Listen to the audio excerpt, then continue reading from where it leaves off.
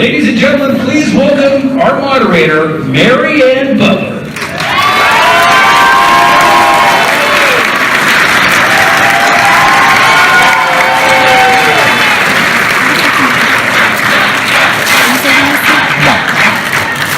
Maybe you'll notice I am dressed appropriately for our guests today.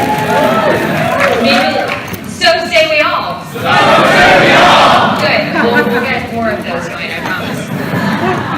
So everyone please join me in welcoming our guest this afternoon, someone we've tried to get here many, many times, and I'm so happy we finally were able to, Miss Katee Sackhoff.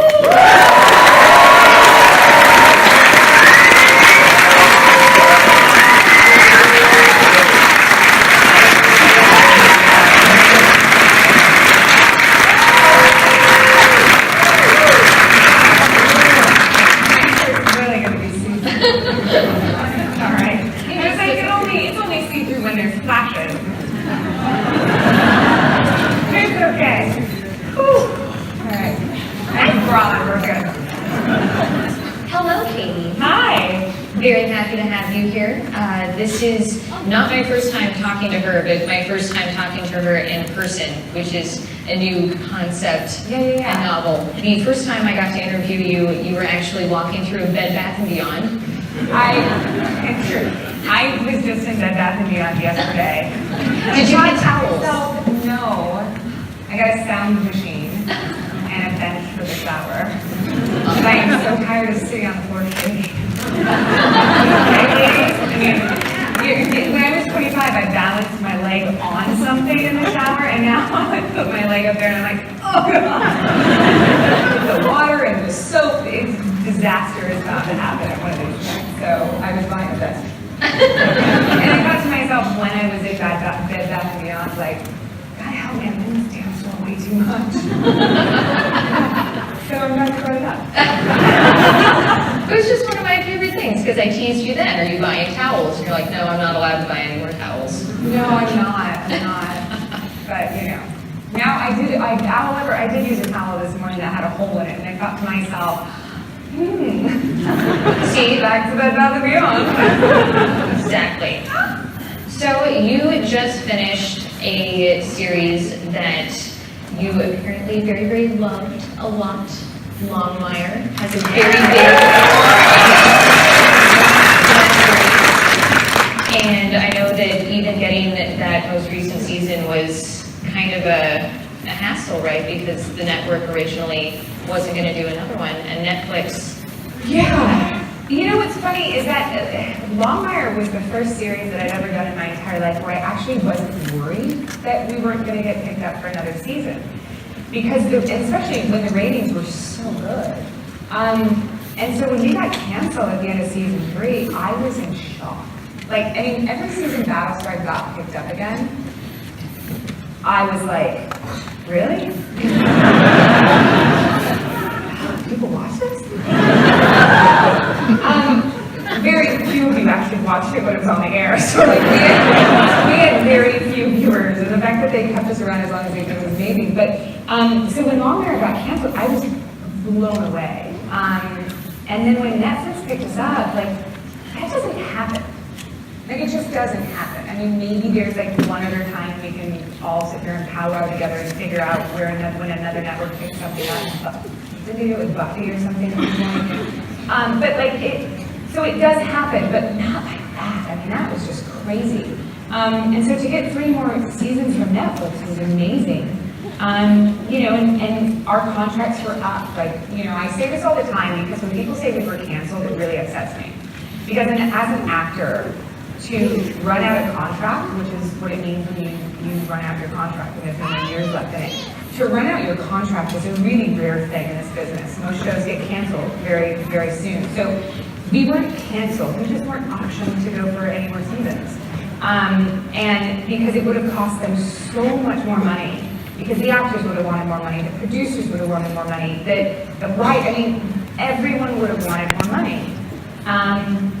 Which I think would have been fair, but there was just nobody around that wanted to bite that bullet.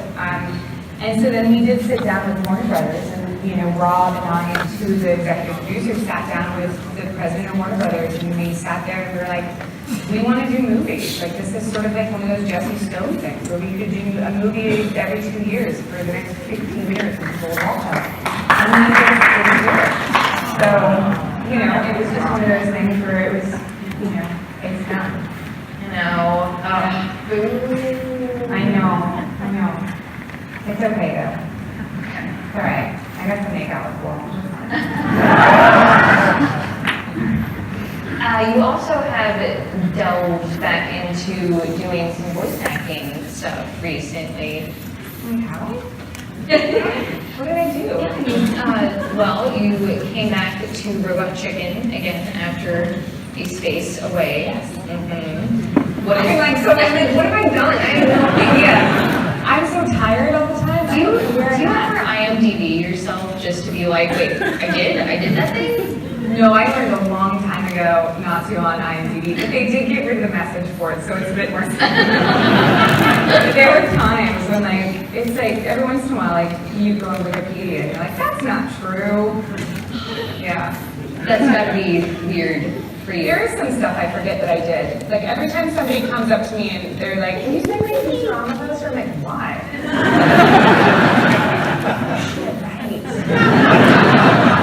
Right, sorry. They're like, can you put a quote? I'm like, no, I can't. I have no recollection of actually doing that show. I don't remember when I did it. I don't know anything. I know that my character's name is Girl, only because somebody told me last convention. It's just, I don't know. I forgot. We have many people in this room, and I wanted to make sure we got some questions from the audience, because I know you guys probably have some things you'd like to ask, right?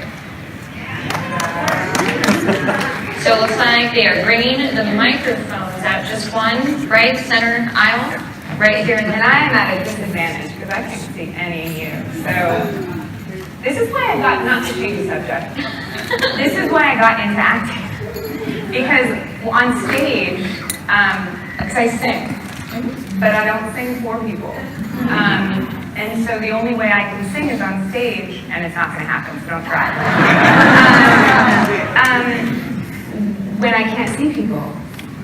Yeah, so that's why I got into music theater, was so I could actually sing, in public. Well, there's something I can put on your Wikipedia now.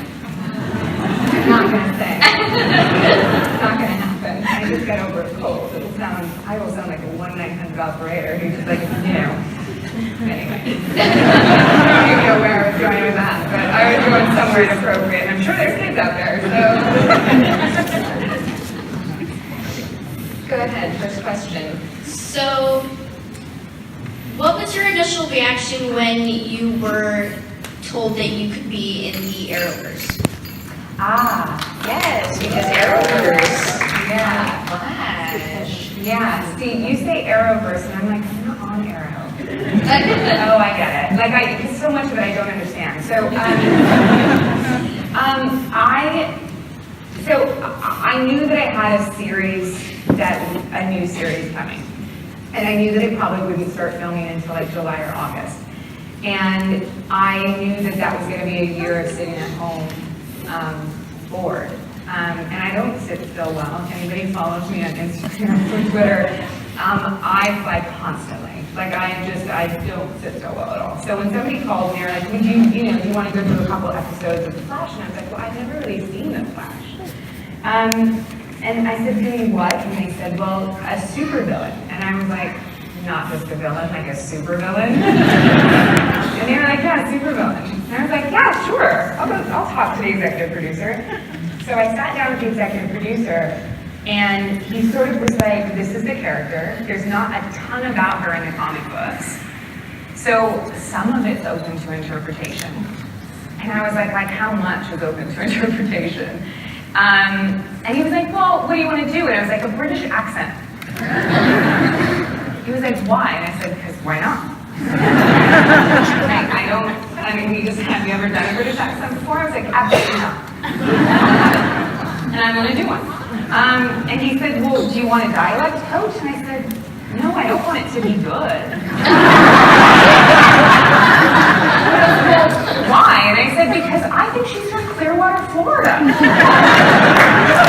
I think this woman got hit with that particle accelerator and was like, oh snap, I have superpowers, I'm gonna be a villain, and what does villain sound like to me? She's British. Let's do this shit.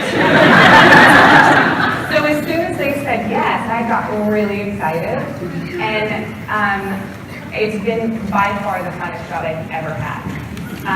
Because I kid you not, I kind of do whatever I want with her.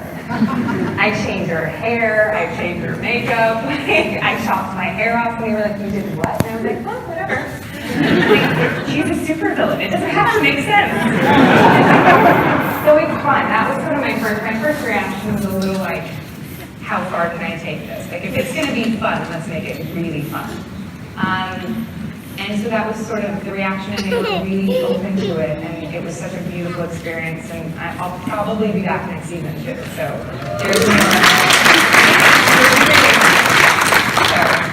yeah.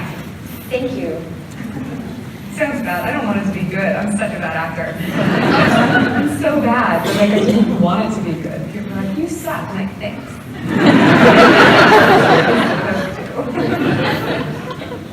Besides Richard Hatch, have you ever come into contact with any of the original BSG cast members, like either through happy circumstance or like arranged meetings? Yeah, so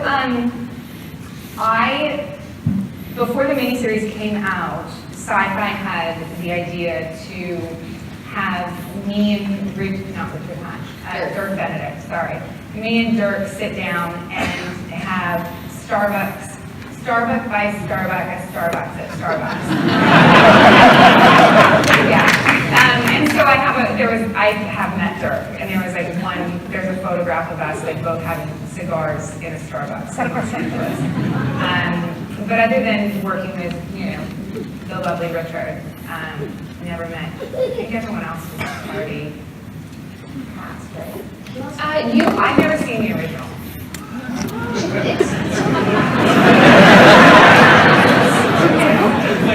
We are all friends in this room. That's right. Okay. I'm like, okay, so we're gonna put the Republicans on this side, and the Democrats on this side, and then the middle. I'm just kidding. Like, we don't all have to agree. But we can all agree that 1980 was not so great, right? I think everyone agrees with that. Although that was the year I was born, so I sort of feel like it was like, Yeah, it was a thing. It was just they were reaching out to me and perfect. so yeah. Thank you. Hi. I can tell by your hat what show you're from. Probably no surprise to you, I'm going to ask, how did it feel to be a woman in sci-fi at a time that sci-fi was a little bit more of a boys' club, especially playing a character that was originally a part written for a man? Yeah. It's such an interesting thing. When I grew up, I looked to sort of, my dad raised me, I'm going to go all over the place on this one, sorry. My dad raised me watching action and sci-fi. Like that was sort of what we did together, it was our thing. And so I wanted to be Bruce Willis. I wanted to save the Nakatomi building. I wanted to be Bruce Willis as my favorite Christmas movie of all time.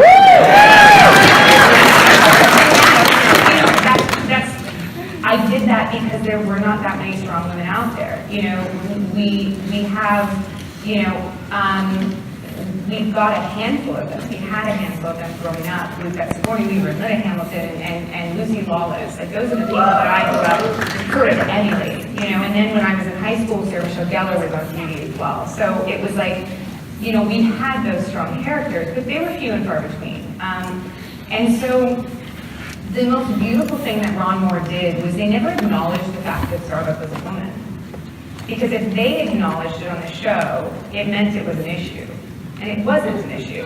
She was just a woman, so why do we need to talk about it?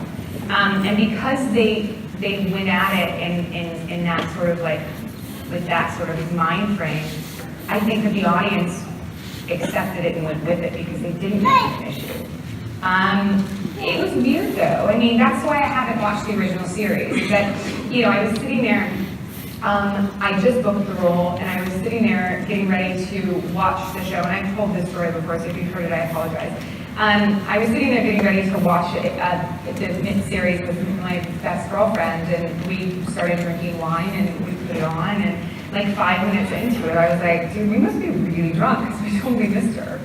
Because we're like talking about her and stuff, it's so weird. And so we rewound it, and then started to rewound it. It was a tape. And played it again, and we were both like, that's why my dad was like, you should go watch the series. And I turned it off in that moment, and I never watched it again.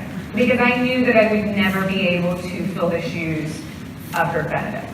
Because I was a woman. It was a different character. It was a different character from the get-go. She had the same name. And so I tried to, if you go and you watch the miniseries, I play the miniseries a little too masculine, in my opinion. I played her trying to be something that she wasn't.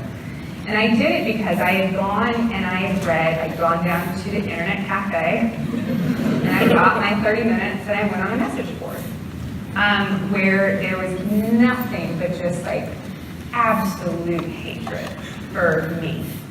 And no one even knew who I was, except for they called me the little fat girl from the Richard Dreyfuss show. Same size I am now, people. You know, I was just 19 and looked different. But like, you know, it was so mean. And so I was like, these people don't think I can do this. And it got in my head. And I went way too strong with her in the miniseries.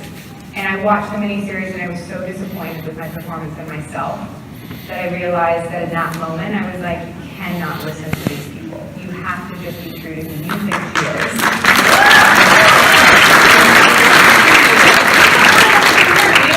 We all listen to everyone's opinions, and it's hard not to fall victim to that and to sort of like be impressionable, especially when you're young. And so I really had to fight against it the first season, and you see her become more feminine in the first season, and she became who she ultimately was a mix of both, because of my initial reaction to what people thought of it. So, sorry, that was a really long-winded answer. No, it makes perfect sense, and I think had that first season not played like it did, her transformation later on wouldn't have been as impactful. So I think I know you don't feel you did, but as an audience member who really loves the series and gravitated towards the character, I think you made the right choice in the long run. Thank you, I appreciate that. Also, is there anyone in this audience that has not seen the end of Mine Wars Black? I always ask this anytime. They're like 2, 3 of you. It was 15 years ago. The ship sailed. I'm not literally spoilers. Well, see, because there's one of my favorite things that I wanted to ask you and talk to you about has to do with the ending, and so I didn't want to ruin it for anybody who hasn't seen it. Earmuffs or leave. I will say it before I ask it, okay? Just warning everybody. Okay, next question. I was like, oh, you're not answering Not that? yet, not yet. Well, I could save What the it. hell's the Yeah. question? Hi. Since your time on Battlestar Galactica, do you feel like maybe the science fiction genre became more accessible to people, and maybe that there are more and more sci-fi TV shows out there for people to watch? Absolutely. And I don't think that that's an egotistical statement at all to say that I do believe that Battlestar Galactica had a hand in changing the landscape on television. It was at a time where people didn't really watch cable. And if you watched cable, you watched HBO, and you paid for it, and you watched The Sopranos and Sex and the City, and that was about it. You know, and so it was at a time where people didn't really watch cable. And I think so, Battlestar Galactica was way ahead of its time in that sense. But I do believe that what it did was it showed mainstream networks and studios that there is, was, and will always be a place for smart, intelligent science fiction because people love genre. And there needed to be more of it on television, not just on the WB, which is sort of where it was all placed on the WB or UPN, you know. And so now I do think that it sort of had a hand in it for sure. But so did Zenith, so did Buffy, so did you know, Star Trek. So did all these shows that have always existed as well. So, Thank you. yeah, thank you. Hi. Hi. This is really not a question, but I just want to tell you I love you in Longmire. You look so awesome with that uniform. Thank you. Thank you. My,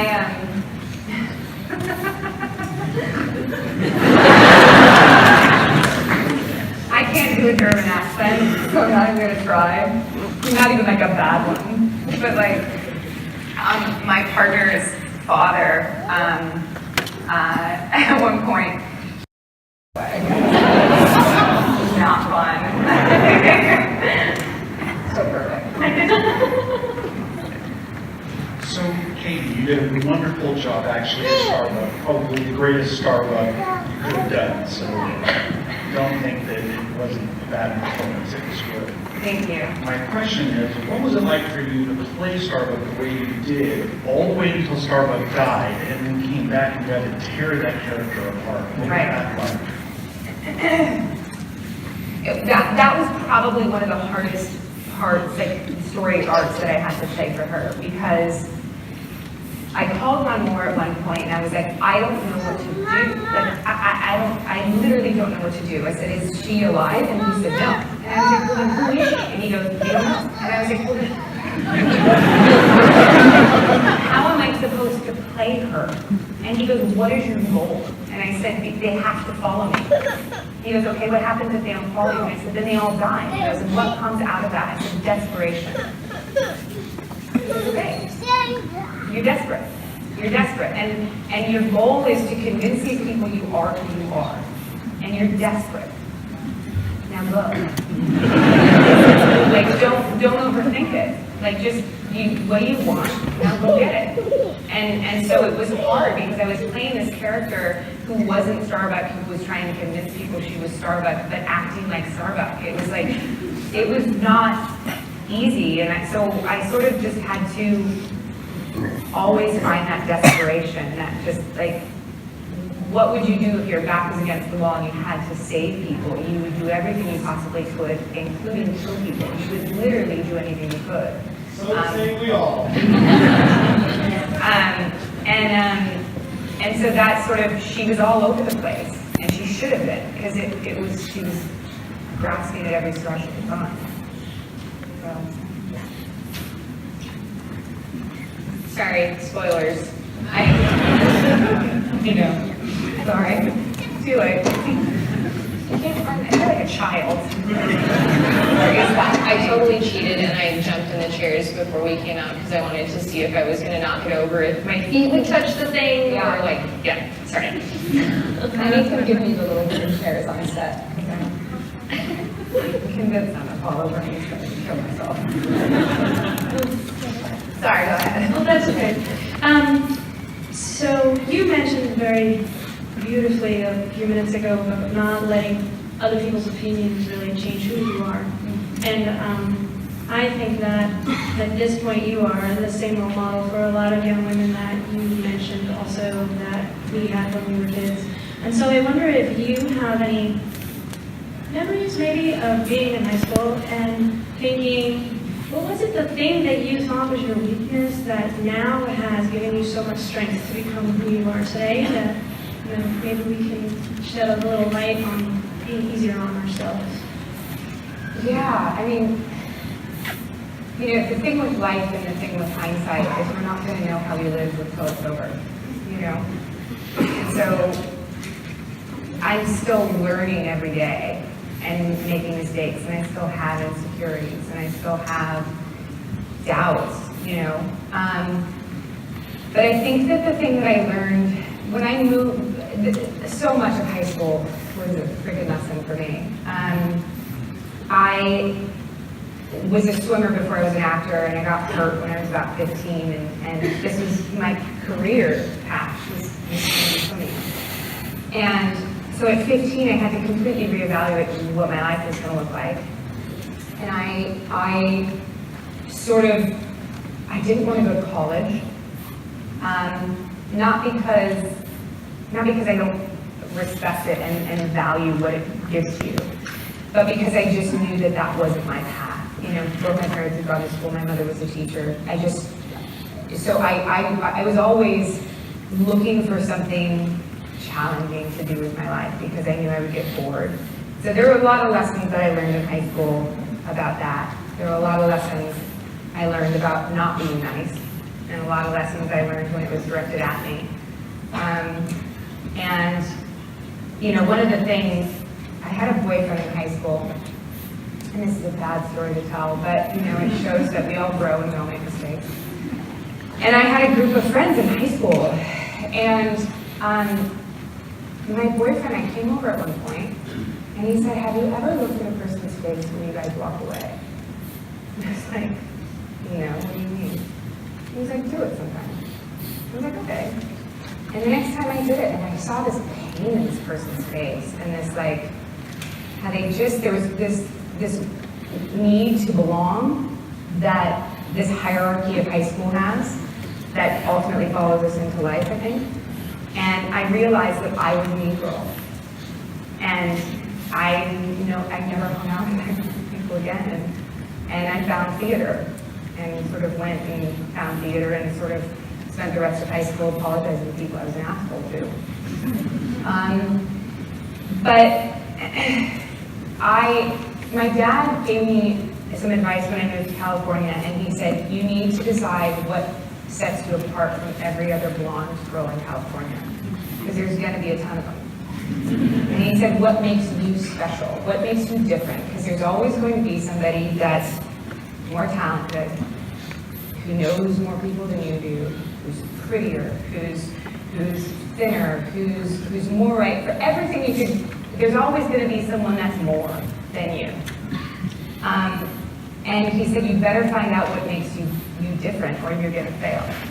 And I found out sort of not later in my career, but it took me like 5 years into my career to sort of embrace what it was, and it was my vulnerability.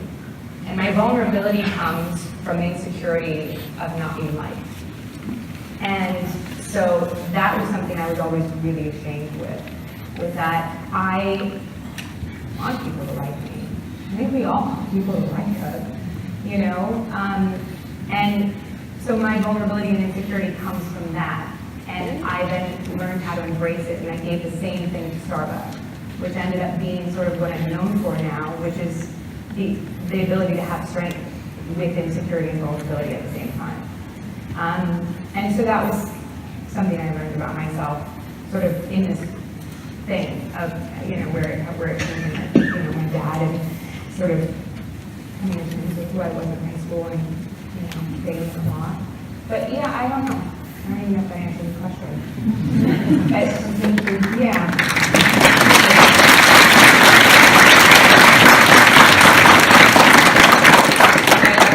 Totally admit the first question was a plant. That is my daughter who answered that question, because she watches all of the CW shows, and they're not my area of expertise, but she keeps me informed about all of them. Like, Mom, Katee Sackhoff is on one of these shows, and I know how much you love her, and I'm like, yay! You get to ask the question. Oh, that's great. So thank you for relating that story about high school and advice from your dad, because she just heard that, and I think hopefully that's going to help.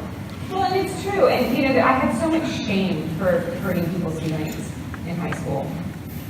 And the truth of the matter is that everybody has somebody that's mean. I mean, everybody has a mean girl or a guy that ribbed them and sort of like, you know, gave them their stripes, is what my dad called it.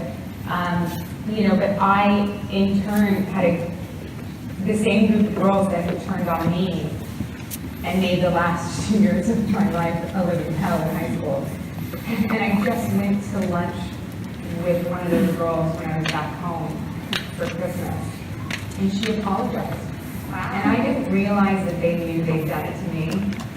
And it was just, you know, you hope as you get older you learn lessons and you don't continue to make the same mistakes. And so, we all make mistakes. And sometimes an apology is like the easiest thing in the world that you don't realize has such impact on someone else. last Yeah, night. it's a big thing, big thing. Yeah. Thank you for sharing that story. Hi, I'm so glad you could come join us. Thank you. You mentioned the ghost twist. I was wondering if there was another twist for either Starbuck or another character in Galactica that really surprised you when you found out it was coming. I mean, every one of the final five. It was like, that was pretty shocking. Really smart, you know, and who they ultimately ended up picking was really intelligent and like well thought out. And those actors were so angry. Especially Aaron Douglas and Michael Hogan. They were so mad. Because they've been playing the character one way for so long. They thought that it, you know, ultimately made them look, painted them in a bad light as far as actors were concerned, I guess. That was the whole point. Like these characters were supposed to infiltrate, you know. Had they known, they would have played them completely different, and it wouldn't have been as successful. So I think that storyline for sure. And when the president started smoking pot, I was like a little like, oh, we're very liberal, obviously. So yeah. If you have never looked up any of the times that Hogan and Aaron Douglas have been asked about the stories, there are many videos from conventions with both of them telling the stories. Do it, it is great. It's true. So last year at HawaiiCon, Aaron Douglas was a guest. Yeah. And I moderated him, and somebody in the audience asked him to reenact the story. And I have now heard the story so many times that I was sitting behind him, miming the entire thing, and he got real mad, and it was great. Aaron Douglas has the ability to get more angry than any human being I've ever met. It's the hockey. Yeah. Hi, my wife and I are part of the Longmire posse, so thank you for finishing the seasons, and it was wonderful. Have you considered becoming a director yourself, and what genre you would go into if you did? You know, so many people start to bring this up as you get like later in your career.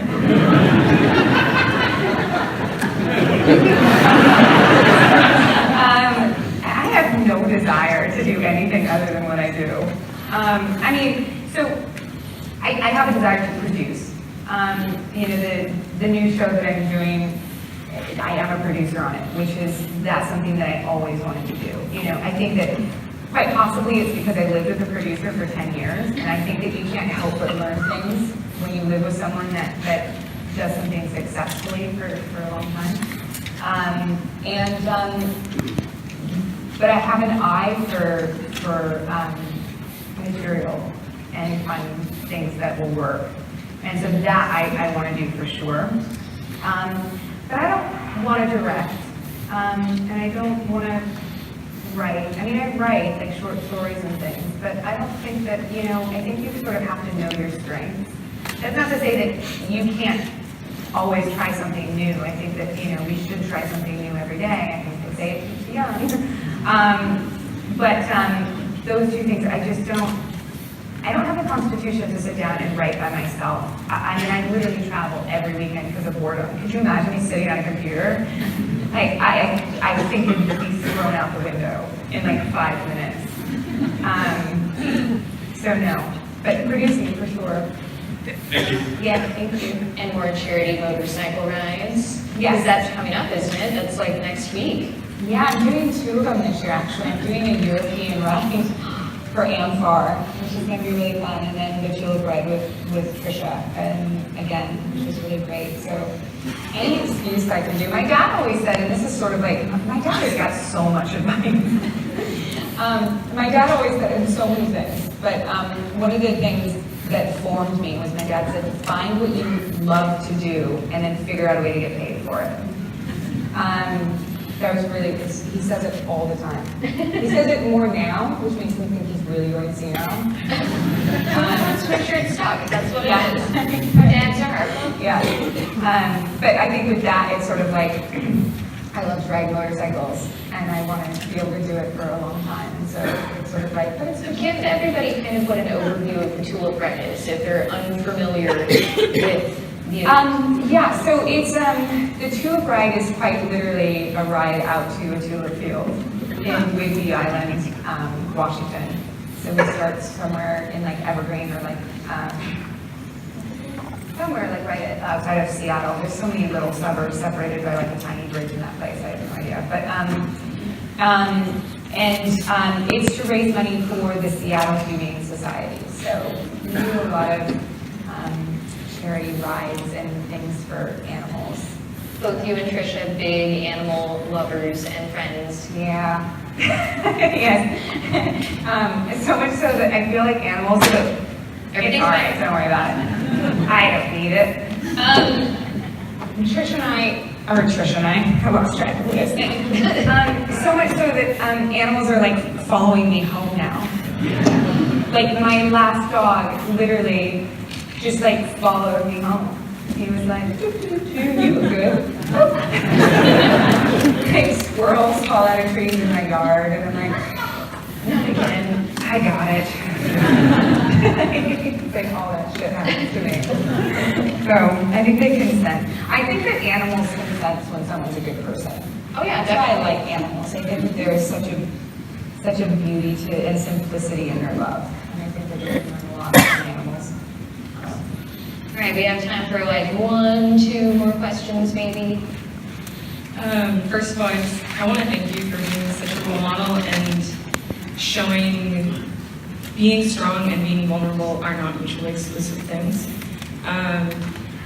And I was wondering, because the timing of Battlestar Galactica and where we were as a country going into the Iraq War and all of that, what was it like to play, even though it's sci-fi, it's fairly accurate as far as its depiction of a military operation and living on like a military ship. What was it like to film stuff dealing with PTSD and torturing an insurgent or an infiltrator who looks exactly like you and talking about all those big topics, grappling with that at that particular time? Yeah, you know, I mean, I remember very, very vividly that we had this conversation that, you know, are we really going to shoot this right after 9/11? Like, it was like, I think we were shooting the miniseries a year later. And that was sort of the conversation that was going on. And so much so that when they sent us to boot camp, I was a little worried that we would accidentally get shipped off. I mean, I was like, we do know we're actors, right? Like, can I bring my pillow to boot camp? Like, I'm not kidding. Can I bring my pillow to boot camp? I was like freaking out. But it was, so we were very aware of it for sure. And other shows that were based in reality tried to touch on the topics that Battlestar did unsuccessfully, because they had to water it down. But Battlestar didn't, because people really didn't pay attention to it because it was sci-fi. So we were allowed to talk about current events as they were literally happening, and force people to see things in a different way and ask questions about humanity and you know, the way people look being a defining characteristic. And you know, it was a really important thing. That also being said, a lot of it flew under the radar for even us. Well, me. I mean, I was 21 when I booked the role, so I was a kid. You know, I mean, a lot of these things were so much bigger than anything that I could have in who I was at that point in my life could have actually articulated and discussed. You know, I find that young adults are inherently very selfish. It's not a bad thing, it's just, I think that we are. You think about yourself a lot. And so I think that, you know, that was probably sort of where a lot of us were in the cast. But I think that is an accurate depiction of a lot of young service people as well. So I think that it was just, it was literally lightning in a bottle, and everything sort of worked out perfectly for us to be able to make a show that was timeless in its subject matter. Okay, I'm gonna ask the spoilery thing now. So if you have not seen last episode of Battlestar and you don't want to know, now We're gonna talk about Altered Carbon. Altered Carbon is so good! It's so stupid good. It's so good, and she's here. I know. And I so wanna just like, You should, you totally should. but I can't, I won't. I don't wanna like be up in her business. But I still wanna be up in her business. Now I have a goal for the rest of the weekend. Okay, so. Sorry, question. One of my favorite things that Jane Espenson has ever said about the show was she was asked about the ending, specifically the last scene between Kara and Lee. Because someone said, so in your mind, Jane, where does Kara go? What happens? She's just hiding in the grass. And her comment was that she thinks in her mind that Kara waits for Lee to turn around, drops down in the grass, and Army crawls away, and then like pops up again to just watch him lose his mind, because she would do that to him. Do you think that she would have done that to him? Maybe in season 1. But no, I mean, yes, it's a very funny thing. I think we've all joked about what Starbucks was forever, because nobody really knows except for Ron Moore. And even I do believe that it's sort of, she's sort of an angel of some sort. And I think that he does too. But Kara evolved so much in her story arc. And she was, you know, by the time that she ultimately sacrificed herself and then, you know, became something else, I can't imagine her callously like crawling away and being like gophering up and being like, ha! I knew you loved me, suck it. I mean, it would have been really, we've talked about doing a Funny or Die video. We're like, where are they now? And like number 6 is like folding. Start tweeting you want this right now. Holding stuff in the gap with that board. Starbucks owns a Starbucks. She's like created this chain and she's like, I don't know, it just happened. People like my name. And like, It's fine, I don't get it. but we've joked about all this stuff, like Aaron Douglas, I don't even know. First King of Scotland. No, I think that Aaron Douglas was like a PE teacher for like little 5-year-olds, and all you do is you cut to Aaron and he's screaming. Like you think that he's like, I mean, spit is just coming out, and then you cut to these little kids like. It looks like children. It looks like a little basketball team. I just thought that would be the funniest thing I've ever seen, and like so we have to make these jokes about like what everyone would do. This has to happen, because I mean we have another big anniversary of the show coming up, so like why not? This would be great. What anniversary? Well, you can celebrate 3 different anniversaries, the one of the miniseries airing, the one of 33 airing, or of the show ending. So we've got all of these big giant anniversaries. So I know, it's weird, I know. Thank God you guys love me, because I still have a career because of you.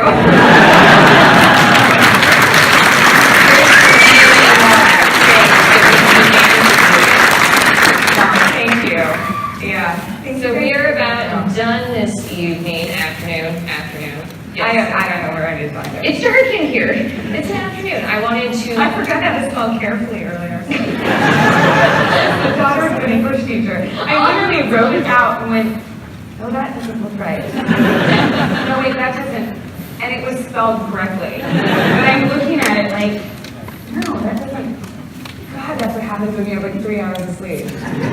And like 15 cups of coffee. But then it should be all like jagged writing because you're shaking so much from the coffee, right? Well, it is. If you all look at my name, it's probably spelled wrong. I learned from my dad a long time ago, just do hoops.